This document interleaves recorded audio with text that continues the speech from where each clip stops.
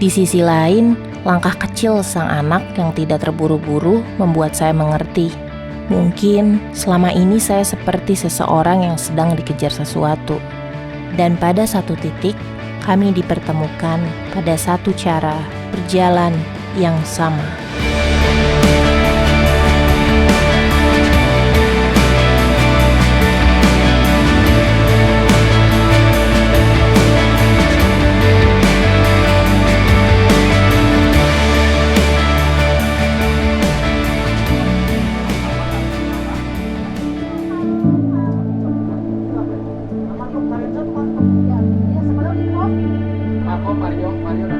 Mengiringi langkah kecil Kinasih, tentu harus siap dengan lambatnya ia berjalan. Bukan lambat sih, lebih tepatnya langkahnya pendek-pendek. Jarak yang bisa kita tuntaskan dalam 10 langkah, bagi Kinasih butuh 20. Kesabaran dan waktu pun menjadi kunci bagi orang-orang yang menemaninya. Kalau perkiraan ke area perkemahan butuh waktu sekitar 2 jam saat kita melangkah normal, perlu ditambah ekstra 2 jam lagi untuk anak yang pastinya butuh banyak istirahat.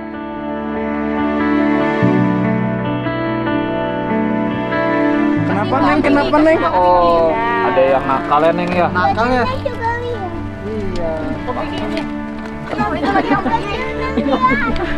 Iya. Ini berat. Gunung Papandayan merupakan gunung bertipe stratovolcano dengan karakter morfologi kompleks yang mencakup kawah aktif, lereng curam, serta zona perbukitan yang terbentuk akibat aktivitas magma berulang. Dengan ketinggian 2.665 mdpl, kawasan ini memiliki curah hujan tinggi, kelembapan stabil, serta suhu relatif rendah yang mendukung terbentuknya ekosistem pegunungan tropis. Keberadaan beberapa kawah aktif menunjukkan bahwa sistem hidrotermal dan degasing masih berlangsung, menjadikan Papandayan gunung api yang belum seluruhnya stabil. Selamat. Tidak sabar Go. bikin marshmallow. Iya lagi di sana ada the way. Iya pasti ada kemudian. Waktu kita terakhir belum ada lagi ya. Si Aceng. Coba namanya Aceng tuh. Ya, kita tuh habis ini hutan yang tajamnya itu kan. Kita bisa lewat ke sini kalau pengen lebih cepat. Kalau mau ke kanan lebih muter. Jadi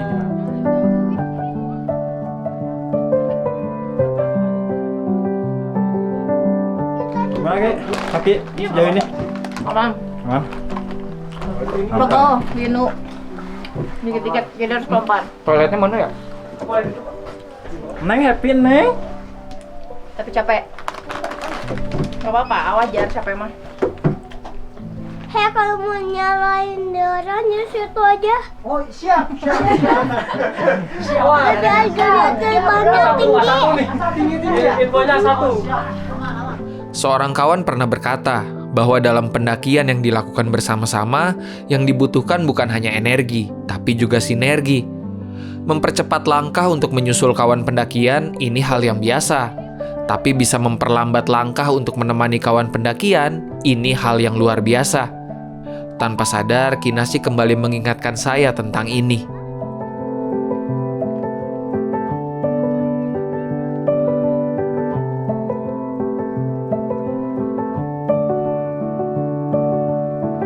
Kalau mau banyak napas nggak apa-apa sih, Neng. Tapi yang penting Kamu berhenti dulu nggak apa-apa. Panas. ya, Pas. padahal hujan ya. Kenapa? Ya Ngadep sana. Beda. Aku Yo, 1, 2. Bukan lagunya. 1, 2. Good.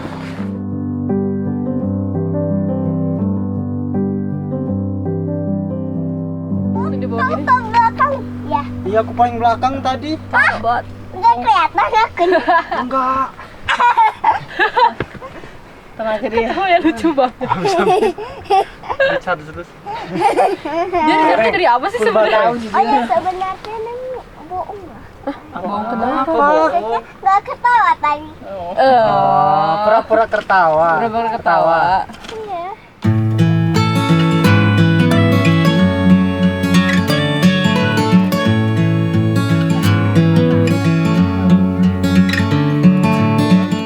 Konon asal-usul nama Papandayan berasal dari suara besi yang dipukul-pukul yang seringkali sayup terdengar di area gunung.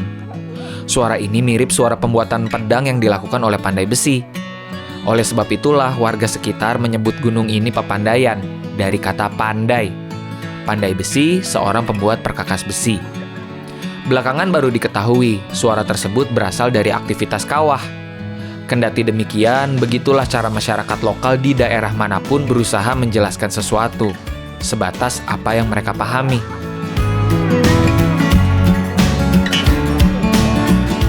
Ini tulisannya apa sih coba? Kita baca ya. Ini dari situ aja kita baca. Bawa turun sampah ke area parkir dan buang pada tempatnya. Tapi lihat orang. Darurat literasi. Membaca hal sesimpel itu aja. Biar gak kram. Pusing saya. Mungkin orang cuma baca uang warna merah sampah dan buang. Padahal kan bawa turun sampah ke area parkir. Apalagi kalau Neng bawa tas gede. Kayak Odi. Lihat, katanya mau bawa tas ya. Di balik lanskap vulkaniknya yang terbuka dan relatif ramah, Gunung Papandayan juga menyimpan lapisan cerita yang hidup di masyarakat sekitar.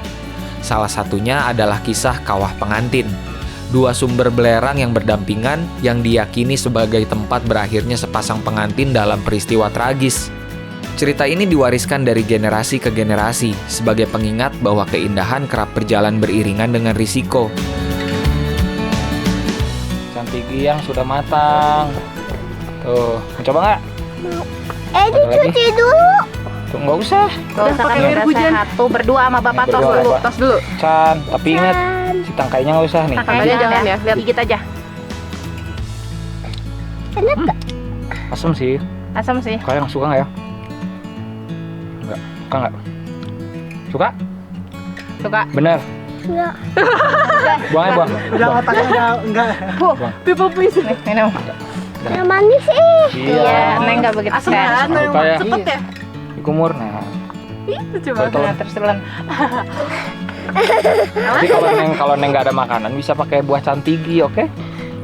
Rasanya nggak kayak strawberry Tapi asamnya. kalau berbuah juga, walaupun hidup 1000 tahun, tidak ada gunanya. Kalau tak sembahyang, apa gunanya? Takut ya. Takut bapak. Let's go! Udah kuat lagi makan cantigi. Selain itu, ada juga kisah tentang jejak kaki besar yang pernah ditemukan di area lereng hingga mendekati kawasan atas gunung. Warga sempat menelusuri jejak tersebut, tapi hilang tanpa penjelasan. Cerita ini sering dikaitkan dengan keberadaan makhluk misterius, walau belum pernah dibuktikan secara ilmiah. Di sisi lain, berkembang pula kepercayaan bahwa pendaki sebaiknya menghindari pembicaraan bernuansa horor selama berada di gunung.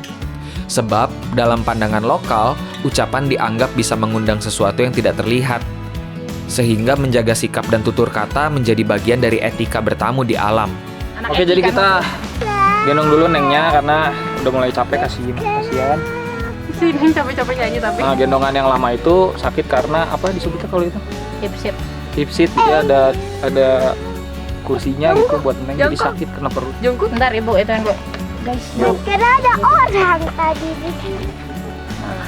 peluk. Buka. Ke depan dulu kakinya. Sok. Berdiri dulu kamanya sakit aku nggak bisa. Peluk. Takut. Bentar belum bu. Paling takut. Paling takut. Yang paling takut. Kira itu 17 kilo. Enak? Enak kan? 17 kilo. Tapi ini kayak mau dijatin. Di satu titik yang beranak tangga cukup tinggi, Kinasi berkata jujur bahwa dirinya takut dan kelelahan. Gendongan pun dikeluarkan. Terus terang, sudah dari akhir tahun 2024 saya fitness. Kalau ditanya, kok fitness tubuhnya gitu-gitu aja? Nah, orang yang nanya begitu mungkin tidak tahu bahwa tujuan final fitness tidak selalu membentuk badan. Bisa juga supaya di usia 40-an kuat mendaki sambil menggendong anak.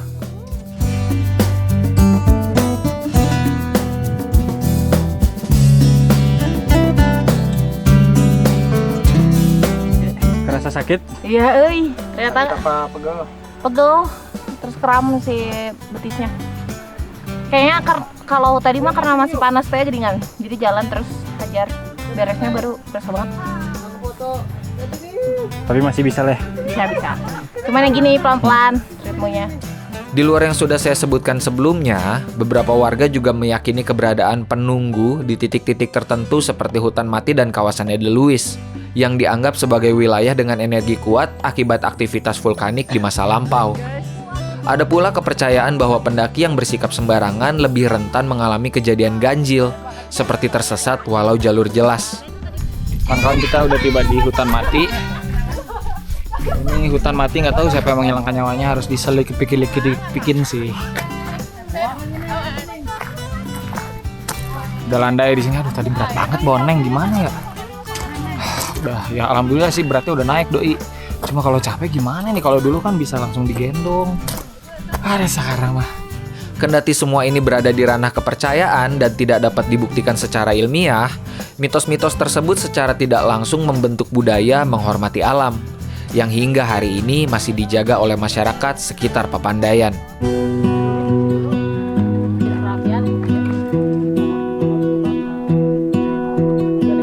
Catatan erupsi historis menunjukkan bahwa Papandayan memiliki tingkat bahaya yang signifikan, terutama pada peristiwa letusan 1772 yang bersifat destruktif dan berdampak luas terhadap pemukiman.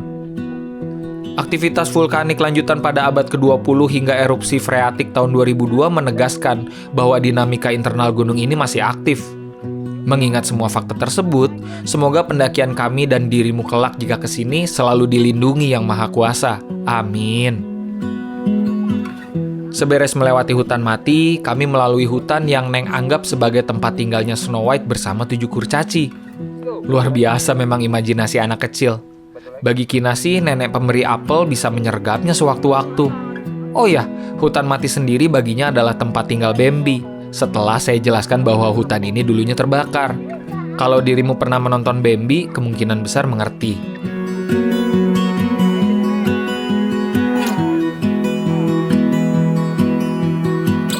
Kami kemudian tiba di Padang Edelweiss.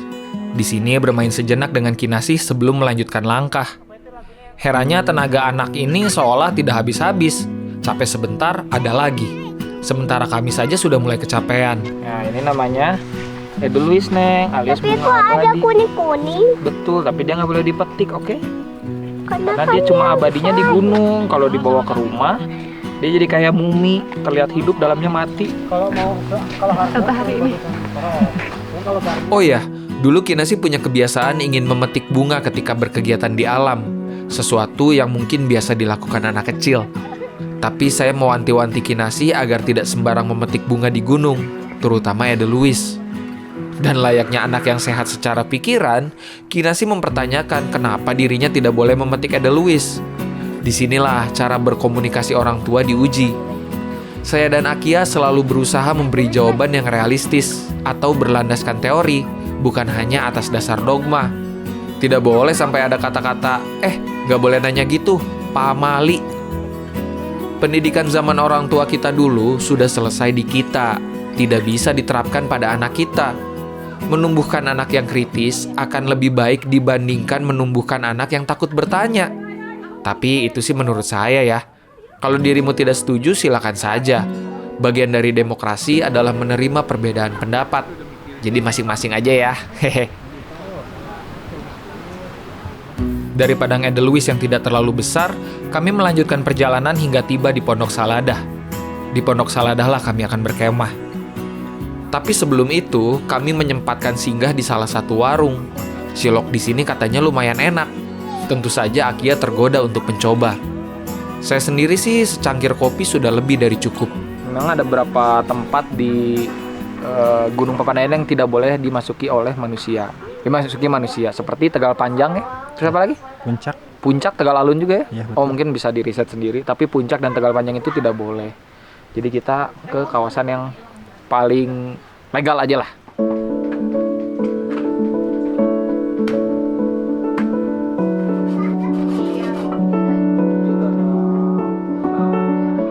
Di sini juga merupakan titik terakhir kita bisa berwisata. Patut menjadi catatan, area Tegal Alun, Tegal Panjang, juga puncak Gunung Papandayan masuk ke dalam kawasan konservasi cagar alam. Ini artinya kawasan tersebut merupakan suaka alam yang memiliki karakteristik khas dari segi flora, fauna, maupun ekosistem, sehingga keberadaannya perlu dijaga agar proses alaminya tetap berlangsung tanpa gangguan. Cagar alam dilindungi secara ketat, sehingga aktivitas wisata dan kegiatan komersial tidak diperkenankan. Akses ke dalamnya pun dibatasi melalui perizinan khusus. Dalam kalimat yang lebih mudah, kepepandaian kita harus mengikhlaskan naik gunung tidak sampai puncaknya. Karena tidak semua tempat yang bisa didatangi, harus didatangi. Campground sekitar 2.300-an mdpl. Ini adalah tempat tertinggi Kinasih pernah menjejakkan kakinya. Dan dia akan aklimatisasi 1 malam ini. Sebenarnya bagi kita ringan-ringan aja ya ketinggian segini ya. Tapi untuk membiasakan, karena napas juga pasti berbeda ya. Apalagi anak kecil yang perdana. Kinasih tidak begitu peduli karena tidak mengerti juga. Tapi hati saya dan Akia bangga sekali. Ini merupakan titik tertinggi yang pernah didaki Kinasih.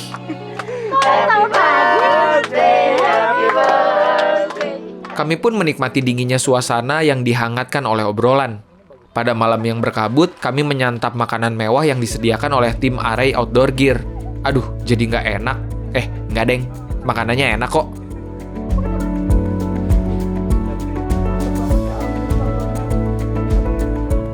Kami bertiga mesti pamit tidur duluan. Waktu tidur Kinasih adalah jam 8 malam. Tidak boleh lebih dari jam 9 malam. Itu berarti ibu bapaknya harus ikut tidur. Sekarang ngerti kan kenapa saya sering update status pagi-pagi?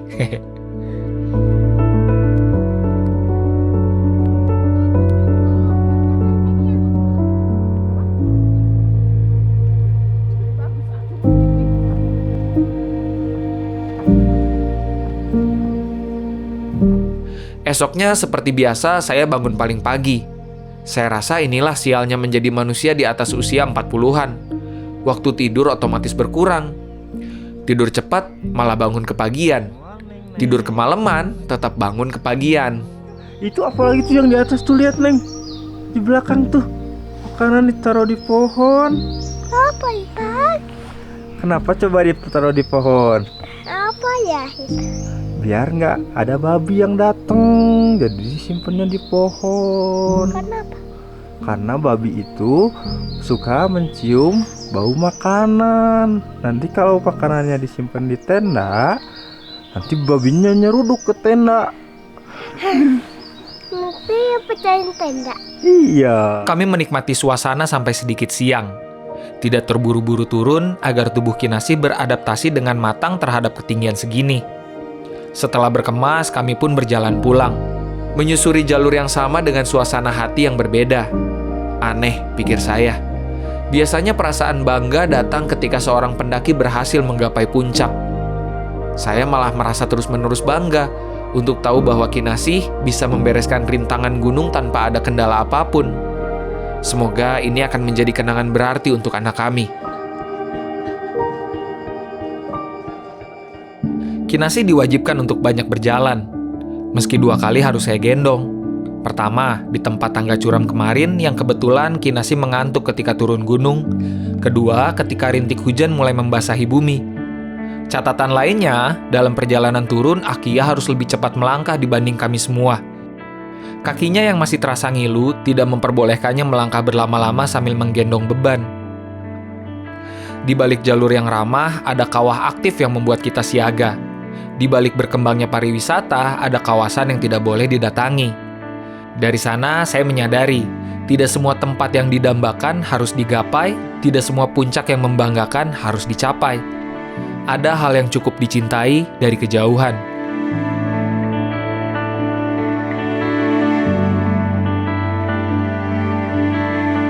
Dalam pendakian kali ini, saya juga belajar berjalan dengan ritme yang baru. Tidak boleh terburu-buru, dan harus menyamakan langkah kaki yang kecil. Semuanya dipaksa untuk saling menyesuaikan, tentu saja dengan cara yang menyenangkan. Gunung ini memperluas batas Kinasih dari segi kekuatan, dan memperluas batas saya dari segi kesabaran. Di ketinggian yang bagi sebagian orang terasa biasa saja, jadi proses besar untuk anak kecil. Ada pemulihan, adaptasi, juga keberanian untuk tetap mendaki. Kami pun pulang dengan rasa hangat, teringat bahwa di tengah rencana yang tertunda, di antara kaki yang sempat cedera, kami masih bisa berjalan bersama.